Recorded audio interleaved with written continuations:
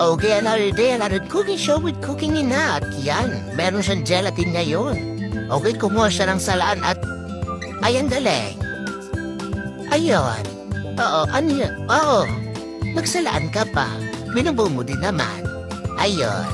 Ay, nako naman ate. Yan na naman yan. So, gumawanan mo siya ng dough at... Grabe. Metro naman ang ginawa. Ano ba naman? Wala bang kitchen boost ate? Yan, molder. Ayan na naman siya sa pa-itlog niya. Yan, may confection na sugar na naman siya na nilagay, okay? O, kasi bububo niya din yan, no? Di dyan. O, Diyos ko.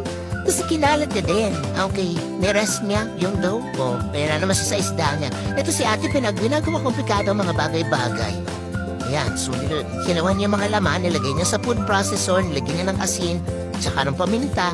Ayan, so ngayon na food process na, okay? At meron na siyang mga... Wow, may pa-hard sheet na siya ngayon, no? Tapo. Ayun. Ano pa?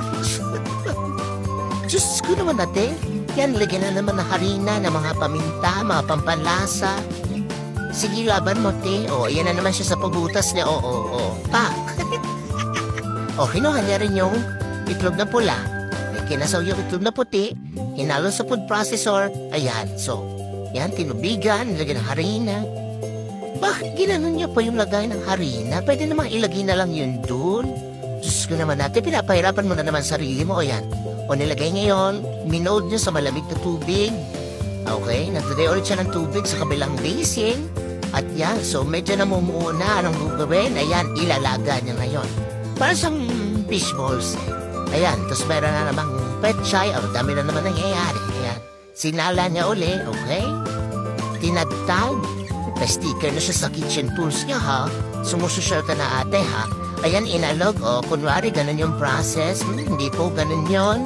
Gumamit po siya ng pantunaw para makuha yung katas. Naggisa ng bawang. O, dami na naman nangyayari sa paluto ni ating ito, ni Cooking Ina. At yan, okay? Kinuha niya rin yung mga bawang niya. Okay? Tinimplahan, okay? Nilagyan ng napakaraming bitsin. Sige ate, bitsinan mo. Okay. Ayan, tapos sinala na naman. Ayan, meron na namang... Oh, okay. Siguro gagawin niya tinapay ito. Ano yun? Okay, pinag-iwahiwalay din. Anong gagawin? Ipa-flatten. Okay. Pinagyan ng harina. Kinat ng kinat.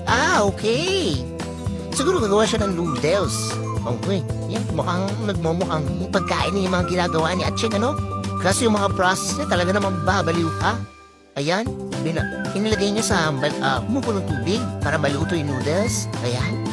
Okay, so tingnan natin. Parang hindi naman kaya-ayan tingnan. Okay, bitsin na ulit. Okay, titimplahan na naman. Okay, lagyan ng mga spices pa. Oyster sauce. Okay, at saka ketchup. Okay, at syempre, hinalo-halo niya. Okay. So ano? Anong lasa niya? Ayan na naman. Bahala ka na ate. Okay, i-push mo yan.